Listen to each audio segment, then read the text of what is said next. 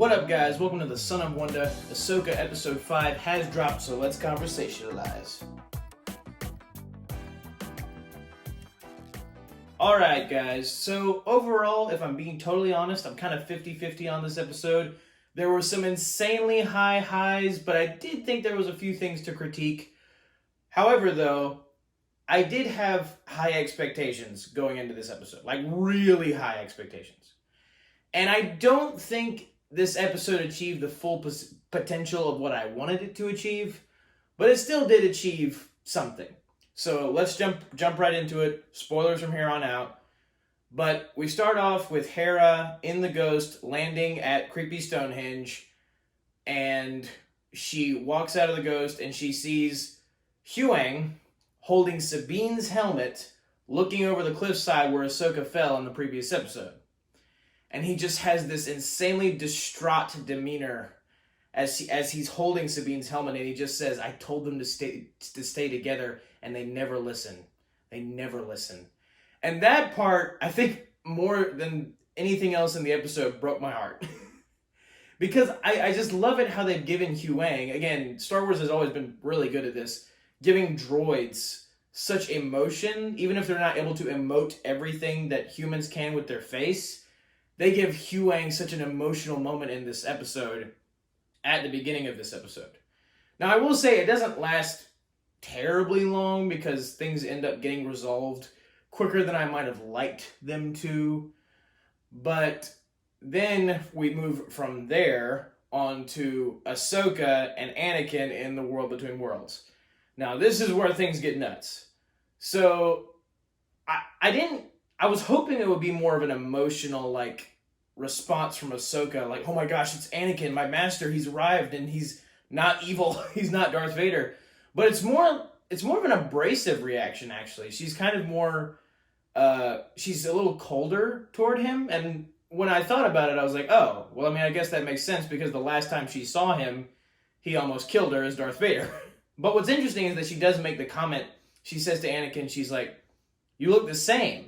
And I said in my theory video that I thought the Force might be trying to communicate to Ahsoka through Anakin looking like he did in Revenge of the Sith, or Anakin might be trying to communicate to Ahsoka in the most meaningful way to her by looking like what he looked like as Anakin the last time she saw him.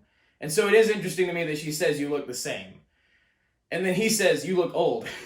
And I thought that was a funny line. And then that's when she kind of starts being more abrasive. Then she starts remembering that Baylan Skoll is the one who knocked her off the cliff. And so it does seem like she is close, very close to death. And the whole point of Anakin coming to her in the World Between Worlds is to give her a choice whether to live or to die. And so he ends up telling her, he's like, I'm here to finish your training. And she's like, "Well, it's a little late for that." And again, it's just like she has this abrasive demeanor toward him. And it's heartbreaking because you remember all of the traumatic things that have happened in between her last encounter with good guy Anakin and then between this moment and all of the stuff in between with Vader. So it's very heartbreaking when you really think about it. But Ahsoka's like, "Okay, what's the lesson?" And Anakin's like, he activates his lightsaber. This lightsaber. And I was right about it being the Revenge of the Sith lightsaber. It was obvious. That's not a big deal. But Anakin activates this lightsaber and he says to live or to die. And then he starts having a duel with her. And I knew that if somebody was actually going to have a duel in the World Between Worlds, I was going to freak out. And it was awesome. It's such a cool idea to have a lightsaber duel in the World Between Worlds. And I thought the choreography was pretty good. Again, there were moments, just as there have been with the other duels, where it won't make a ton of sense, the moves that they're doing for the situation at hand. Like, there's one moment where Ahsoka is able to dodge and kick Anakin, but Anakin could have probably struck her down. And then there's other moments throughout the episode like that. But I wish it was faster. It was a little slow, but my favorite part about the duel was that Hayden Christensen, he has still got it. I mean, the dude can swing a lightsaber like nobody's business. He was doing some of the Obi-Annie stuff, like the spinning around his back kind of stuff with his lightsaber.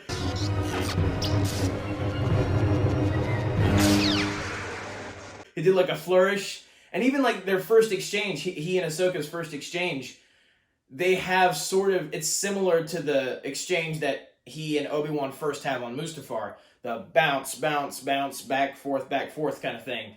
And it's just, it was so cool to see. I mean, we saw it in Kenobi as well, this is true.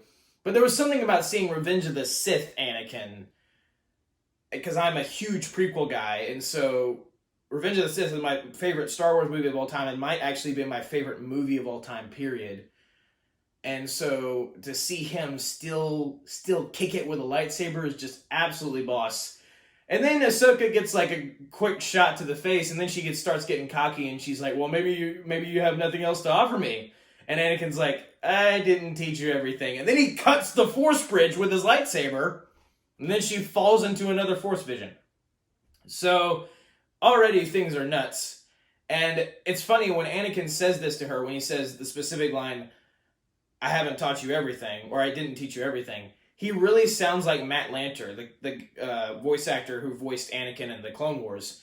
And then, speaking of Clone Wars, oh my gosh, we get young Ahsoka. Like, it's a weird like experience where Ahsoka falls into the mist as adult Ahsoka, and then she like finds herself in the middle of a Clone Wars battle as young Ahsoka, and it was like one of the first battles that she and Anakin participated in the Clone Wars. I didn't recognize this battle. I don't know if this was ever actually a part of the Clone Wars TV show. It didn't look like it because it looked like there was a bunch of like level sand, pretty generic playing field, but I didn't really see any resemblance to a previous specific battle that was in the actual TV show. If you guys did, let me know.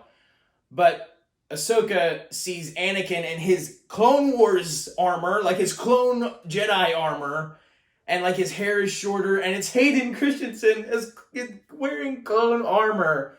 Oh my gosh, just it's funny. I was mediocre on this episode previously just because it didn't quite hit the potential that I wanted it to hit. But the more I think about it, the more I'm like, wow, this was really special. This is what I've wanted to see for a long time, is Hayden Christensen in the Clone Wars style look of Anakin. And they gave it to us, and it was so awesome. And he does such a good acting job. He does a great job of being like this mentor, and it made me want to see this more. I'm like, why don't we get more of this? Like, I don't want Andor Season 2 and, like, Skeleton Crew. I mean, like, okay, I guess that sounds fun, sure. But I'm like, why aren't we getting more, like, live-action Anakin with Hayden Christensen Anakin in the Clone Wars? Like, yeah, I get it. You know, the Clone Wars covered most of the stuff, but I want more of this to some capacity. Like, this is awesome. Give us more of this. But Ahsoka kind of has this, as little Ahsoka, kind of has this crisis of faith, almost, where she sees how many clone troopers they lost, played by Tamara Morrison, voiced by Tamara Morrison. Again, so good, so good. And she admits to Anakin that she's like, I don't know if I want to fight anymore. Like, it was my fault that these troopers died. And what's interesting is that she does have a similar arc in Clone Wars Season 1. I believe the episode is Storm over Ryloth. That's one of her more formative episodes, because if you haven't seen the episode, the gist of it is, spoilers for it, but the gist of it is, she leads a squadron of clone troopers into battle, but she's reckless with her, the way she goes about it. She doesn't follow orders, she doesn't retreat in time, and it ends up getting some of her troops killed, and she's like insanely she's completely broken after that happens. And Anakin's upset with her at first for not listening to orders, but he tries to comfort her over the course of the episode. And he does something very similar in this Ahsoka Episode 5 episode. That's a lot of episodes. But he does something very similar, and he tries to explain that they just have to be soldiers in this time. And it was always the debate in Clone Wars, like, the Jedi were meant to be keepers of the peace, not soldiers, in the words of Mace Windu. We're keepers of the peace, not soldiers. So it was something discussed a lot amongst the Jedi, like, have we lost our way by becoming these soldiers for the Republic when we were never meant to be soldiers? And little Ahsoka is voicing something very similar to Anakin here. And then she criticizes him for like kind of making a joke, and it's funny, the conversation that they have is very reminiscent of something that they would have had in the actual Clone Wars, and several conversations that they did have where Anakin would kind of be a little bit more he tried to have a little bit more fun with her and joke around with her, but then sometimes she would just, I mean, because the situation was, she would just treat it as so serious, and then she would kind of get mad at him for being lighthearted about it. And it was this whole back and forth, and I love how they replicated that relationship, and like they transferred it into live action, and they did it really nicely. But Ahsoka says to Anakin, like, what if I don't want to fight anymore? And Anakin's like, well, then you'll die, which is pretty straightforward. And then he goes back into battle. And as he's running into the mist, there's like a lightning bolt that appears for half a second, and it turns him into Vader for half a second, and then it goes away. Then he's Anakin again, as he's walking away from Ahsoka. And then little Ahsoka sees this, and she's like, oh, mess. And you can tell that that's always in the back of her mind as she's with Anakin. It's like, yeah, I loved you as my master, but you became Vader. Like, that doesn't, I don't just forget about that. And Luke was able to have a different perspective on it because Vader was never his friend before Luke realized that he was his father. But for Ahsoka, he was her friend before she realized he became Vader. And so it's a lot different. It's a lot more different for her having to see Anakin redeemed, because you can tell she doesn't fully trust him.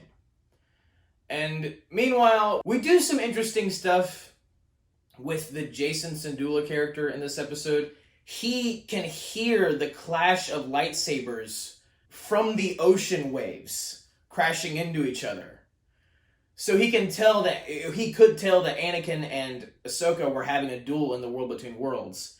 And and it is established in this episode officially that he's like very Force sensitive.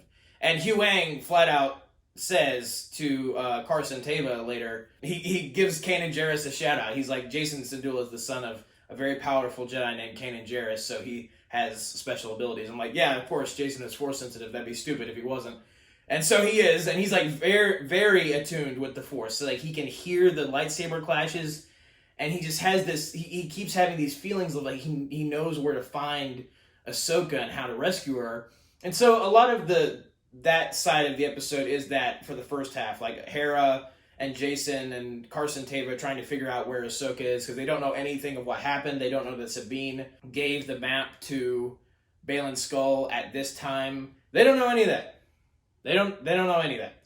So they're in the dark completely, and so is Huyang. And that's basically the gist of Hera's role in this episode, is she's trying to find Ahsoka with the others. But if that and the World Between Worlds lasted throughout the entire episode, that I feel like would have been much better. But they cut off both storylines at the halfway point, so the rest of the episode is just, well, I'll get to the spoiler stuff later, but moving back to the important part, the Ahsoka Anakin part, then it moves to a flashback of Ahsoka in the Siege of Mandalore battling Maul's evil Mandalorians on Mandalore. And that was nuts. That was insane. And I was so hoping we would get a cameo from Darth Maul, but it didn't happen, and yes, I understand why. I'm not mad at it. I just really wanted a cameo. But anyway, Anakin shows up there in his normal Revenge of the Sith look, and he's like, I don't remember this battle. And Ahsoka's like, yeah, you weren't. This is after we parted ways for the last time between you and me as like Anakin and Ahsoka. This is the Siege of Mandalore. And Anakin's like, yeah, you did really well in this battle. Like, you became what I trained you to become, which is a warrior. And she's like, is that all I have to be? And again, she's just continually abrasive toward him because of what he became. But Anakin tells her that she's the next chapter of his legacy. He passed all the knowledge that he had to her, just as Obi-Wan passed all the knowledge that he had to Anakin, and Qui-Gon passed all the knowledge that he had to Obi-Wan, and just going down the line, and that she's the next chapter of that legacy, the next part of that. But then she says the same thing that Baylan Skoll said. She says, but my legacy is one of death and war. Balin said, the legacy of your masters is one of death and destruction when he was talking to Ahsoka while he was fighting her in the last episode. And so it's interesting that he clearly got to her head with that line. And for her to repeat this to Anakin is kind of... It's very interesting. It's very interesting to hear, like, how much she clearly regrets about the Clone Wars. And she voices the same things in the Siege of Mandalore arc itself, when she admits to Rex that even though the Jedi were supposed to be peacekeepers, all she's been her entire life is a soldier. As a Jedi, we were trained to be keepers of the peace, not soldiers. But all I've been since I was a Padawan is a soldier. She just doesn't feel that's right, and that's part of the reason why she kind of believed what Balin said about her legacy being one of death and war, because that was the majority of her life at the point of the Clone War. And Anakin wants her to follow in his path of being a warrior, but she's not with him on that. And she says she wants to be more than that, and Anakin's like, well, you are more than that, because I'm more than that. And that was an interesting line, because to me, that's him fully embracing his redemption. He finally embraces the fact that he is more than just a warrior. And then she comes back at him with, yeah, you're more than that. You're more dangerous than anyone ever thought you would be. And so clearly just the power and presence of Vader is scaring her to death. And I recall a line that Yoda told Luke on Dagobah. He said, when Luke went into the dark side cave in Empire Strikes Back, Yoda said to him, or Luke asked Yoda, what's in the cave? And Yoda's like, only what you take with you. What's in there? Only what you take with you. And I feel like that applies to Ahsoka here. All of her fears and her anxiety and her worry and her guilt and her trauma, all of that had to do with Anakin becoming Vader and the horrible realization of that, she took that with her to the world between worlds. She took that regret and that pain. And I feel like this was sort of her overcoming that. Because Anakin he's like, is that what this is about? And you could tell that he's kind of alluding to, he kind of knows that she's talking about him eventually becoming Vader. And then he kind of gets mad at her and he's like, you've clearly learned nothing from this lesson. We have to go back to the beginning. I gave you a choice at the beginning. I said, will you live or will you die? And then he activates his red lightsaber. But that's not Vader's saber, it's his Revenge of the Sith saber with a red blade. Ho ho, ho ho, ho. Maniacal laugh. Maniacal laugh. And I have to say, that was kind of always a dream of mine as a kid. I always kind of wanted Anakin to have a red blade when he fought Obi-Wan on Mustafar instead of just another blue one. I love the two blue dynamic, but there was always a part of me that wished he had red to embrace his, he's definitely the bad guy and Obi-Wan's definitely the good guy. And so to see that dream kind of come to fruition in this moment where we can all of a sudden change lightsaber colors because we're in Force World. Oh man, my inner 10-year-old is screaming with excitement. It's amazing. But he activates his this lightsaber, and then he's gets the dark side eyes. And then you're like, oh snap, it's Darth Anakin. We are all in trouble now. And then he starts attacking Ahsoka again. And the girl actress who plays little Ahsoka does a really good job in this episode. I don't know her name, but she does a really good job. But she also does a really good job of the choreography and fighting like Ahsoka does in the Clone Wars. Because she's got the two of her blue lightsabers, her original Clone Wars lightsabers, that she had in the Siege of Mandalore. And she fights Anakin with them, and Anakin force pushes her into the mist, and then she comes back to the world between worlds as adult Ahsoka. She fights him with the red blade, and again the lightning strikes, and it makes him look like Vader for a split second. And then he says, "You lack conviction." But the audio is combined with this robotic voice and this echo to mimic Vader's voice. So it's Anakin and Vader's voices combined like they did in Rebels. Ahsoka. Oh my gosh, it's so cool. But he fights her, and she sort of wins, kind of, not really. But she ends up getting an opportunity to, like, she grabs his lightsaber and then brings it at his neck. And you can tell that she is this close to killing him. And you can tell that she has all this anger and this bitterness inside of her for him becoming Vader. But there's also some guilt there too. And then she just says, I choose to live. And Anakin steps back, his dark side eyes go away, and he's like, there's hope for you yet. And I didn't really gather the full meaning of the lesson, but now that I've pondered it, I feel like the whole point was Ahsoka letting go of the baggage of her past, and Anakin helping her do that. She had some clear demons that she needed to face in the form of Anakin becoming the greatest Darksider of all time. The worst Darksider of all time. Her master, whom she loved, becoming that horrible person. And she needed to face that head on, and she never really... Like, she told Vader on Malachor, I won't leave you, not this time. And Anakin's like, well, then you'll die. I won't leave you. Not this time. Then you will die. But she didn't leave him. But she still carried... I feel like she still carried guilt. There was always something in the back of her head that was like, maybe if I hadn't left, he wouldn't have turned. I don't believe that. I feel like even if she stayed, Anakin would have turned. The darkness was just too great in his soul at that point. But still, though, from her perspective, like, what if I had done that one thing? And Anakin's helping her let go of that. And she has the dark side moment. She has the moment that every Jedi ends up facing at one point or another. Do I kill this enemy that I have some kind of like anxiety or fearful connection to?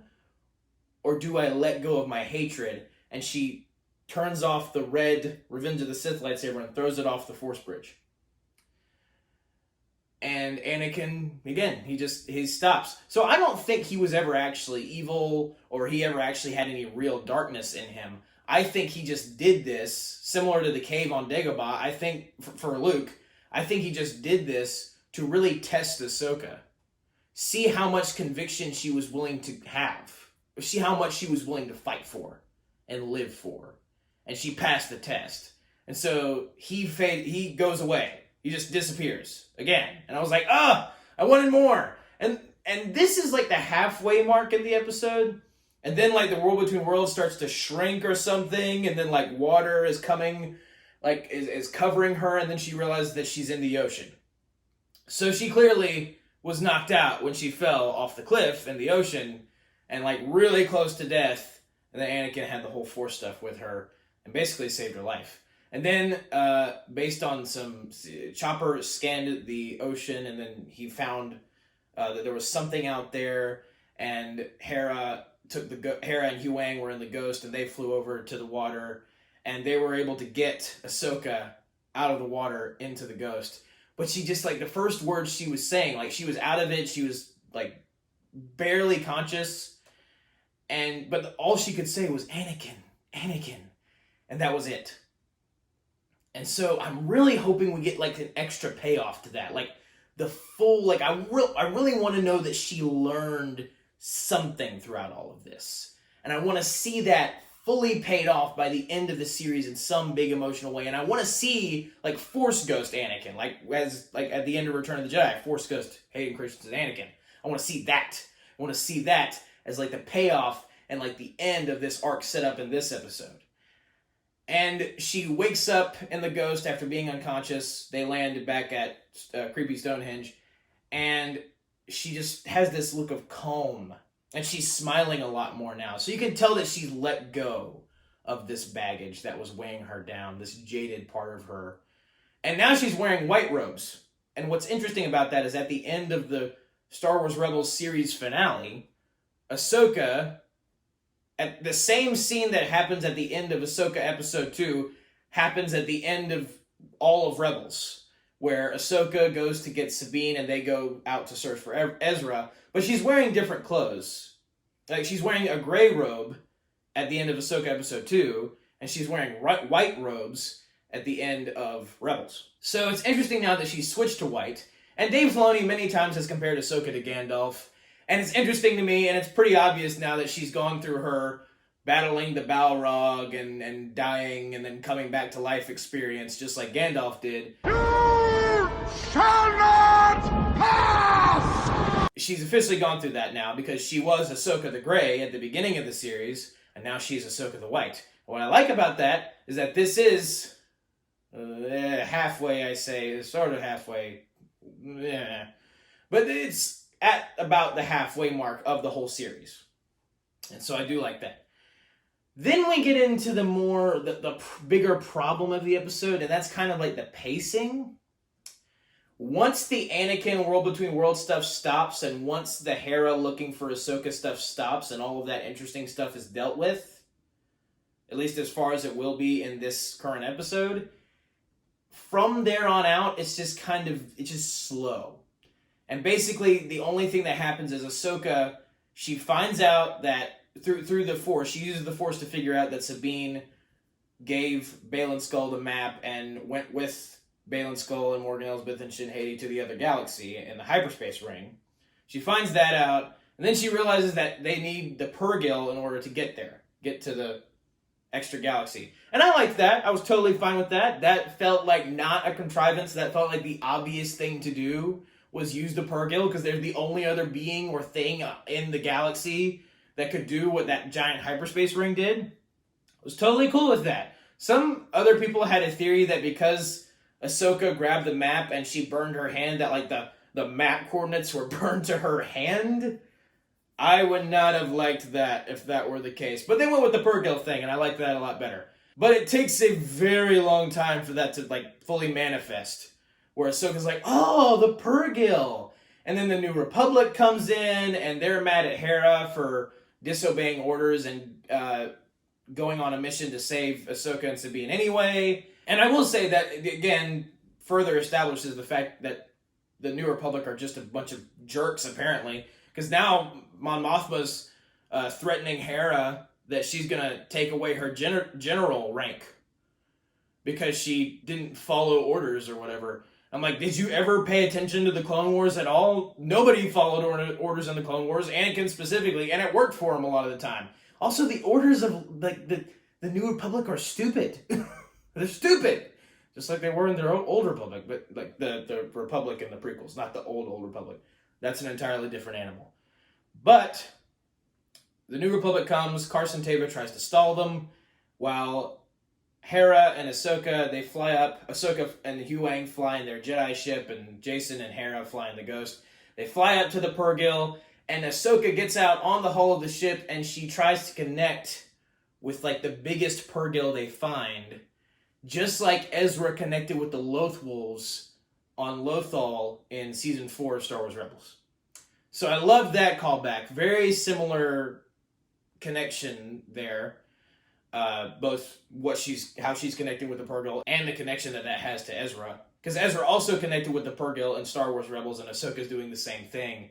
And so Ahsoka's plan is to take her ship with Huyang, take her ship, and fly inside the mouth of the Purrgil, so the Purrgil can transport them to the other galaxy. And I mean, that's literally the only way that they could probably do that, so good for them. I mean, it seems kind of weird to just hang out in the Purrgil's mouth until they zip over, but hey, you gotta do what you gotta do. But Hera and Jason don't go with them. I'm not really sure why. I feel like some extra backup would be helpful. But it's just Huyang and Ahsoka. So they're like, that's literally them against Baylan and Shin Hati and Morgan Elsbeth and her forces and whatever the heck Thrawn's established over the course of these 100 billion years since we last saw him. So she has definitely taken a risk going, just with Huyang and her ship. But she's Ahsoka the White now. So she should hopefully have a lot more force powers to be able to handle these baddies. But again, that's the whole last half of the episode. It's just that. But it takes so long to get there. And I really wish this whole episode would have just been the World Between Worlds stuff combined with Hera trying to find Ahsoka. And I really wish they would have made the World Between Worlds stuff last longer, flesh that out more, establish some more things, do some other stuff with Anakin and Ahsoka, and just make that the whole episode instead of cutting in at the halfway point and then spending an hour to basically decide, like, oh yeah, the Purrgil, that makes sense. Let's go over to the next galaxy with them.